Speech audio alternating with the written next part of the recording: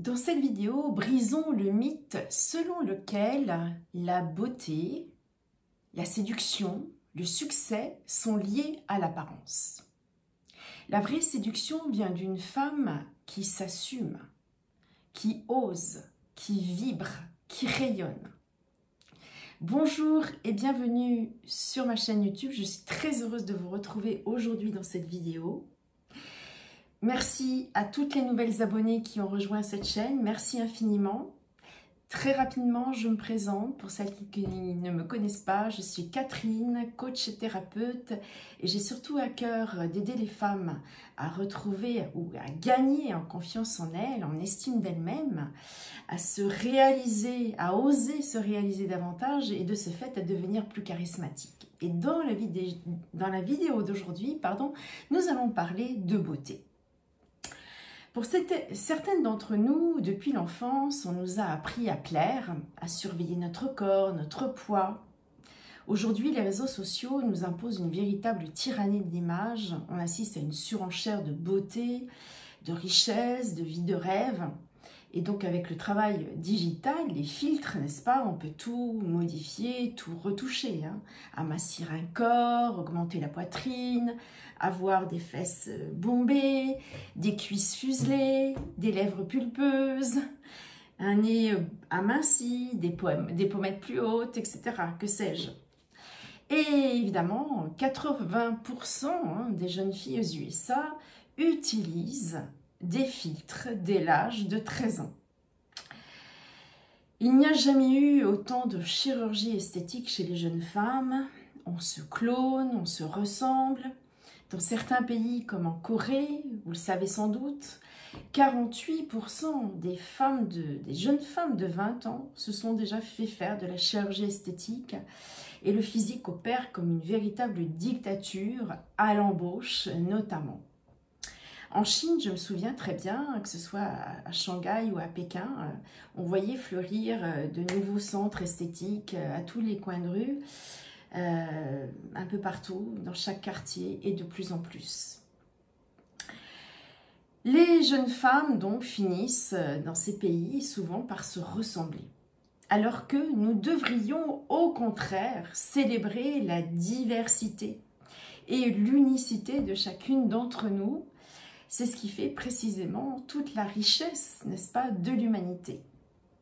Ce que l'on peut constater, et qui est dramatique surtout, c'est qu'on assiste à un manque de confiance en soi très fréquent chez les jeunes. On se compare, on s'auto-sabote, on se marginalise selon des critères qui ne devraient pas être. L'accroissement du temps passé à scroller pendant la pandémie n'a fait qu'aggraver, n'est-ce pas, ce phénomène.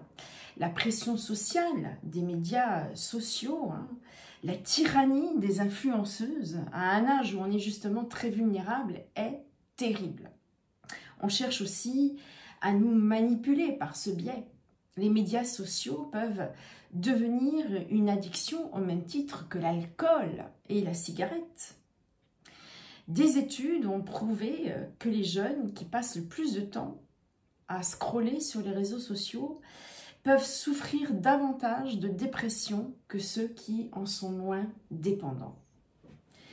Je ne suis pas aussi belle, pas aussi heureuse que ce que je vois, donc je suis un échec. Et je vais commencer à me juger. En fait, on vous dit quelque part à quoi vous devez ressembler pour être heureux ou heureuse. L'objectif derrière tout cela est d'aggraver bien évidemment la surconsommation, mais aussi de nous fragiliser psychologiquement. Et puis, il n'y a pas que les jeunes. On voit de plus en plus de femmes de 60 ans s'afficher à moitié nues pour montrer leur ventre plat, leurs cuisses fuselées, leur vie de rêve. Bref, cette pression silencieuse insinue que pour être aimé, suivi, valorisé, eh bien, il faut avoir telle ou telle chose qui est à l'extérieur de nous. Inconsciemment, on se dit que notre valeur est liée à notre apparence. C'est subtil, insidieux et profondément destructeur pour l'estime de soi, surtout si elle n'est pas solide. Or, la vérité, c'est qu'on peut très bien être belle selon tous ces standards et se sentir vide, seule, non aimée, non alignée, éteinte dans la vie. Ce qui est fondamental, c'est l'estime de soi. Pour la construction de notre sécurité intérieure déjà, pour la construction de notre personnalité, de notre beauté aussi et de notre unicité. L'estime de soi se construit de l'intérieur. La vraie beauté commence quand vous cessez de vouloir correspondre, quand vous cessez de vous regarder dans les yeux des autres. C'est précisément le moment où vous vous dites « et si je m'autorisais à être moi ?» Là, quelque chose se remet à vibrer et vous ne cherchez plus à être belle, vous cherchez à être vraie. Et c'est là que vous commencez à irradier votre puissance. Ce qu'est vraiment la beauté charismatique, le charisme, c'est l'énergie qui rayonne de l'intérieur. Et il ne dépend pas de l'âge, ni du physique, ni de la mode. Le charisme, c'est quand vous incarnez qui vous êtes, vraiment, sans peur. Donc, comment cultiver la vraie beauté que permet ce charisme, justement? En développant votre sentiment de sécurité intérieure. Vous vous sentez assez. Vous ne cherchez plus à prouver. Vous osez être vulnérable et vous exprimer qui vous êtes, même si vous êtes imparfaite. Personne n'est parfait. Quand vous êtes en cohérence, en cohérence, c'est-à-dire aligné avec qui vous êtes vraiment, vous attirez sans effort. Votre vraie beauté, c'est votre feu intérieur en réalité. Mais un feu intérieur qui émane d'une personne qui s'honore et se respecte. Alors attention, je ne dis pas qu'il faut se présenter n'importe comment. Je ne dis pas que l'image ne compte pas du tout. Tout est question de mesure et de bon sens. Votre style vestimentaire, qu'on le veuille ou non, donne une indication sur votre clarté mentale. Si dès le matin, au réveil ou au lever, vous êtes en mode autopilotage et que vous attrapez ce qui vous tombe sous la main et que vous partez sans jamais vous regarder dans le miroir et que pressé, voire stressé, vous sortez n'importe comment, tel quel, eh bien cette précipitation, cet oubli de vous, finalement vous desserve totalement. D'accord, vous avez beaucoup de choses à faire, à gérer, je le conçois, mais là, vous tombez dans une énergie masculine de faire, et vu de l'extérieur, eh bien, ça n'est pas ce qu'on va admirer chez vous, c'est-à-dire on ne va pas admirer chez vous votre capacité à tout gérer. Vu de l'extérieur, vous allez renvoyer l'image de quelqu'un qui a l'air négligé.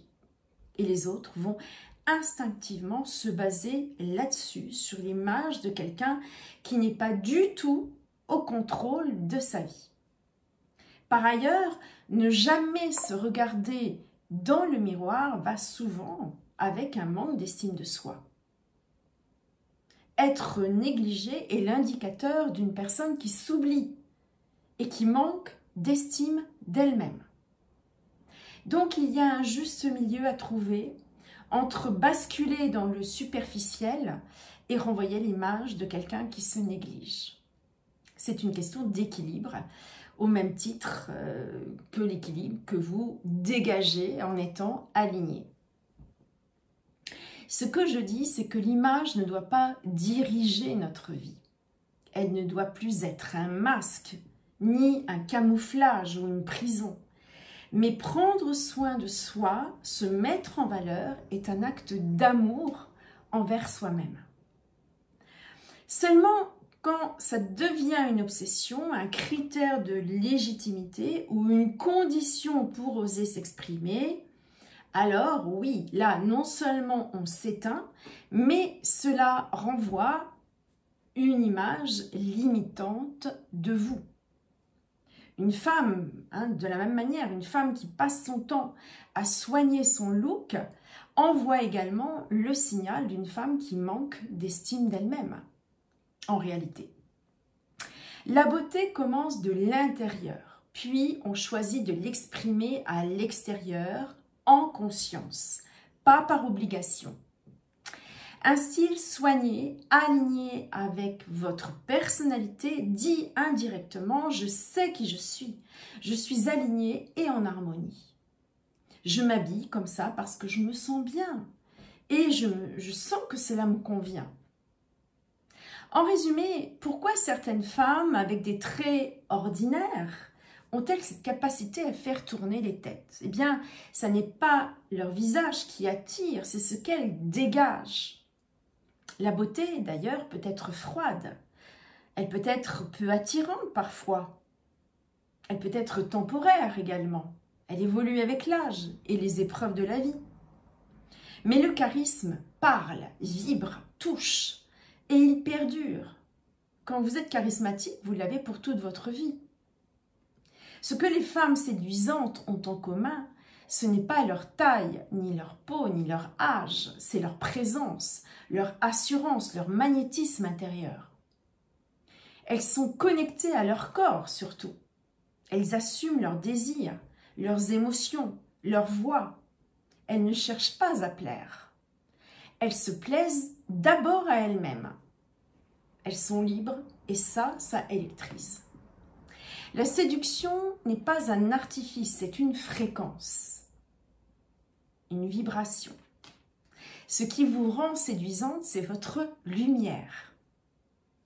Quand vous n'avez plus peur d'être vue, quand vous êtes pleine de vous-même, non pas pour dominer ou pour séduire, mais pour rayonner, eh bien, vous êtes extrêmement, votre beauté irradie. Et c'est là que vous devenez inoubliable. Pas parce que vous êtes parfaite, mais parce que vous êtes vivante. Vous n'avez pas besoin d'être plus mince, plus jeune, plus lisse. Vous avez juste besoin de devenir magnétique en vous reconnectant à vous-même. Nous approfondirons dans une très prochaine vidéo ce thème du magnétisme, d'un magnétisme irrésistible. Alors, merci de vous abonner, merci de liker et merci surtout de m'avoir écouté dans cette vidéo. Je vous remercie infiniment et je vous dis à très vite pour une prochaine vidéo. D'ici là, portez-vous bien. À bientôt.